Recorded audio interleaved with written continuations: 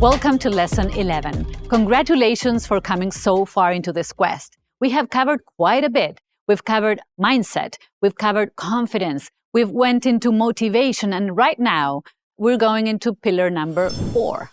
And this pillar is all about taking action and how to have true grit to make that dream a reality. And today I want to share with you my personal practices to beat procrastination, beat distraction, and be laser focused towards my goals. And first, I want to ask you a question. Do you think information is power? If you said yes, I do not agree with you. You see, information is everywhere. You can Google just about anything, and you can have information. You can read about healthy habits. That will not make you lose a pound. You can read a lot about entrepreneurship. That will not turn you into an entrepreneur. You know, information does not produce transformation. The only thing that really produces transformation is implementation. But there is something that usually stops us from implementing. And let's see if you know what I mean by this. It's a habit that looks a little bit like this. So you say you're going to start working out, and then when you're about to do it, you go, maybe next Monday. You say you're going to work on your business plan, and then you go, yeah, but let me just watch one more episode on Netflix. You say, you know what I'm talking about, right? I'm talking about procrastination. Here's the interesting thing about procrastination. And I want to say this loud and clear for all of us who suffer from procrastination. Procrastination has nothing to do with being lazy. It has nothing to do with it. So why do we procrastinate? Well, let's see. First, let me share with you one of my most embarrassing moments as a procrastinator. This happened not so long ago. I was working on my 3rd book for Penguin Random House, and I had to do the final edit of the book, and I had been procrastinating. Week after week, I told myself, next week, I'm going to do it next week. And then the timeline was, I was running really short. I had a deadline. I had 24 hours left to hand my manuscript to my editor. And so that day, I remember I said, this is the day. It gets done, no matter what. And so I talk to my husband and I tell him today's the day. It was a Sunday. Please take the kids off the house. I'm going to focus and concentrate. And so I remember I grabbed my computer. I take it to the living room.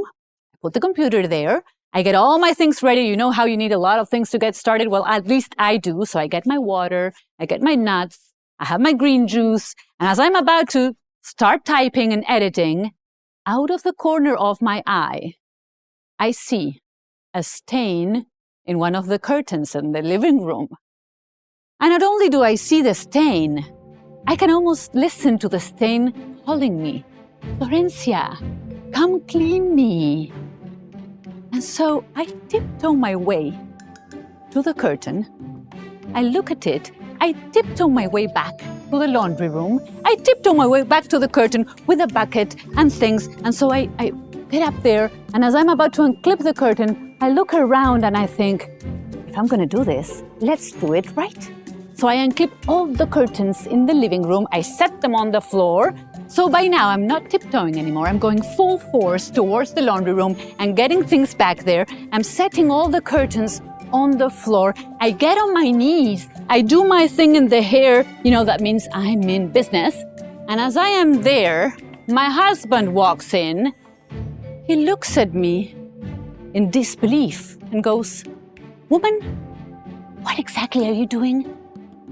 And I tell him, I am cleaning the curtains. They were stained. Aren't you supposed to work on your edit today? Don't you have like 20 hours left before you hand it in? And I say, well, yes, but who can work with all these dirty curtains lying around? Has this ever happened to you? Have you ever been in a situation where you really need to get something done, but for some reason you suddenly feel an urge to go and clean the messy drawer in the kitchen?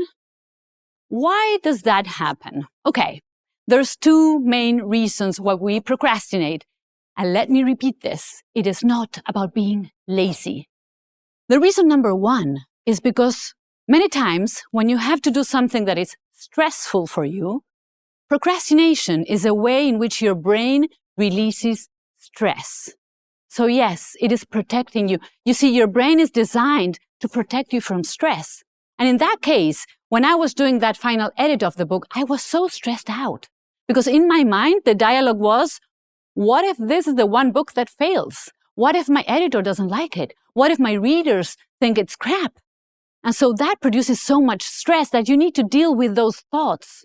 What I like to do, if you ever find yourself in this situation, what I like to do is turn the what if game, because the brain loves playing what if I fail? What if they say no? What if they hate me? What if? I like to play in a different way. I like to say, what if it works? What if I succeed? What if they love what I do? So play with your mind, all right? Now, the second reason why we procrastinate is because we get very easily distracted. And we live in a world today where it is more difficult than ever to be focused. There's distractions absolutely everywhere. So it's very difficult for our brains to stay focused. And because I struggle so much with this, I built a personal protocol that I like to call the anti-procrastination protocol. And there's a few things I do, and I want to share with you because I think they are very useful. First thing I do, I usually block out 2 hours of my day that I call the undistractable period. And I like to do it from 5 a.m. to 7 a.m. And I know you might call me crazy, but here's what I found. In those 2 hours, I get so much more done than in the rest of the day. There's no meetings, nobody's calling me, there's no one asking for things. So make sure you have at least an hour a day where you have no distractions. The second thing I like to do is that I like to use my cell phone as a reward, because I do find it so distractive that what I do is when I'm working on something, I will put the cell phone on the other corner of the room, and I tell myself, when I'm done with this task, I can go and check my phone for a few minutes. So use it as a reward. The third thing I like to do is I like to have someone in my team holding me accountable. So even if I am the boss, let's call it that way, I have people in my team who I tell them, please keep me accountable. If I said I would do something, come and remind me, I don't see it as a sign of weakness. I see it as a sign of power. So you can do that too. And another tool that I really like is I call it the 2-minute rule. So when I really do not want to do something, I tell myself, I'm only going to do it for 2 minutes. Whatever that is. It could be like doing push-ups. It could be working on an edit. It could be working on a script, whatever that is.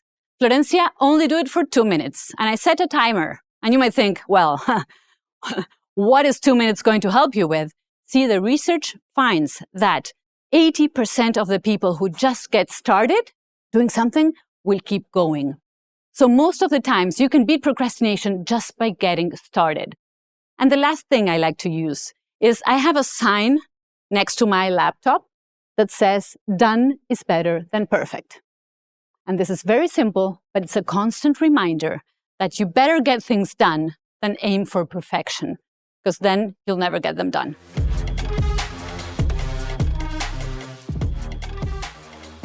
On a very deep level, there's another layer to beating procrastination, which has to do with the big difference between being interested in something and being committed.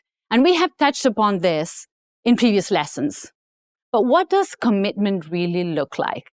I want to share a short story with you about Kobe Bryant that I found fascinating. So once a journalist was writing a story on him, and so he's following him around in one of his tours, and he approaches Kobe and says, hey, Kobe, do you mind if I come watch you train? Can I come and watch you train in the gym? And Kobe says, yeah, sure, come. Okay, what time are you training tomorrow? And he says, come at 4. Okay, right. So the journalist goes back home. He's going through his schedule and he says, oh no, there's a mistake here. He told me to come and watch him at 4, but he has a game at 4:30. This is not possible. So he goes back to Kobe and says, hey, you told me 4, but 4:30 you have a game. And Kobe smiles and says, oh, I meant 4 a.m. And the journalist says, oh, okay, 4 a.m.